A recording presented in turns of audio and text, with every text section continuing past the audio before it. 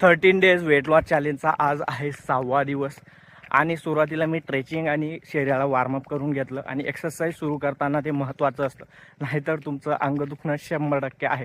त्यानंतर वॉकिंग करायला सुरुवात केली. 6 किलोमीटरनंतर मी 40 मिनिटात कव्हर केलं आणि मी तुम्हाला सांगत असतो की दररोज मी गावठी एक्सरसाइज करत असतो, तर त्या कोणकोणत्या आज पाहून घ्या.